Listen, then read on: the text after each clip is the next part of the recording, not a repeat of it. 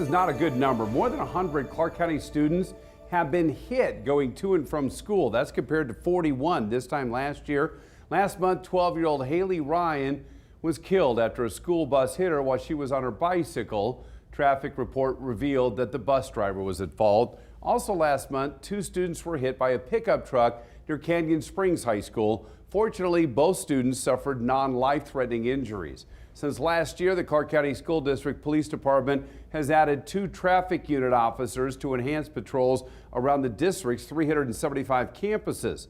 The traffic unit now has a total of 6 officers, and our Jane Davenport joins us live tonight. You reached out to the Clark County School District to ask them if there's a need for more officers. Jane?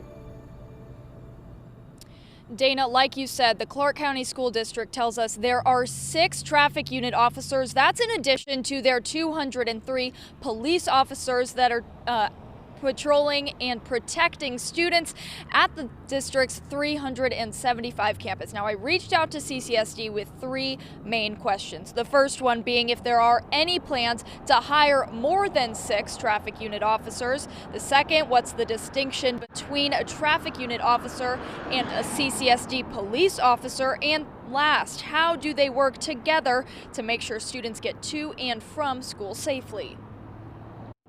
In response to my first question, are there any plans to add officers to the traffic unit? The district declined an on-camera interview, but responded via email. CCSDPD continues to pursue available grants that can be used to supplement budget allocations from the district without reducing funding for classrooms. They went on to say, quote, CCSDPD's traffic unit currently has 6 officers. The traffic unit is focused on safety and visibility in and around school zones. Beyond enforcement, these officers are committed to educating drivers and pedestrians on the vital importance of traffic safety. Last school year, the district reported that the traffic unit conducted nearly 8,000 traffic stops and issued more than 6,200 citations.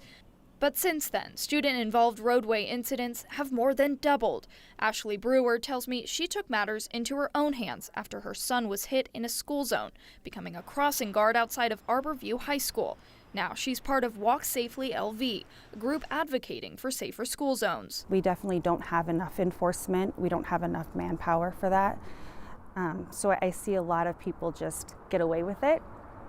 And then that kind of lets other drivers think that they can do the same thing and create a pattern. When I asked specifically about the work of the CCSD traffic unit, the district responded, as CCSD does not have authority over road infrastructure, we will defer your interview request to the municipalities with jurisdiction over the area, whose teams are responsible for traffic studies and upgrades related to traffic safety. The amount of kids that have been hit is astonishing, and we got to fix that. This crossing guard at Cimarron Memorial High School asked to remain anonymous, but says he's worked at several schools across the Clark County School District. But I get great support from school police, even Metro. Just will park here, you'll see them. They have their lights on, and that helps tremendously. When I asked him about the number of officers in the traffic unit, well, with all the schools that we have, 6 seems very minimal. Last year, CCSD added 2 traffic unit officers, and they say the district regularly communicates with other law enforcement agencies to provide information they can use to inform their patrol schedules to increase traffic safety. But some say it's not enough. When I'm out at the crosswalk, I think I've seen maybe 2 or 3 get pulled over, and I've been out here for 7 months. I asked the district how law enforcement agencies work together to ensure student safety on the roads.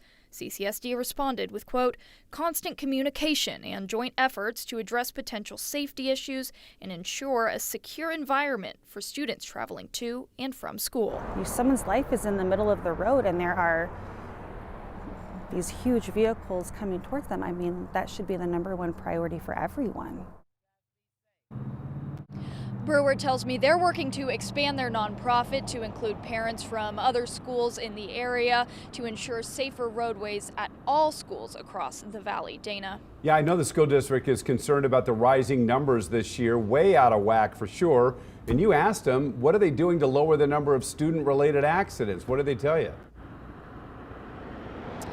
Dana, in an email, CCSD told me that they are currently working with the county, other municipalities, and law enforcement agencies on a school traffic safety working group. That's to identify these areas that might need more enforcement to keep kids safe on their way to and from school. Dana. Okay, Jane, thank you for that very important reporting. And Mackenzie Scott was one of the most high-profile accidents here in town. And the man convicted of that deadly hit and run involving that local high school senior, he was sentenced to 8 to 20 years behind bars. Keenan Jackson pled guilty to drunk and reckless driving charges after hitting and killing 18-year-old Mackenzie Scott outside of Arbor View High School at the end of last school year. Authorities say Jackson had almost 4 times the legal blood alcohol content in his bloodstream at the time of the crash. Clark County District Attorney Steve Wolfson hopes that stricter penalties will discourage impaired drivers from getting behind the wheel.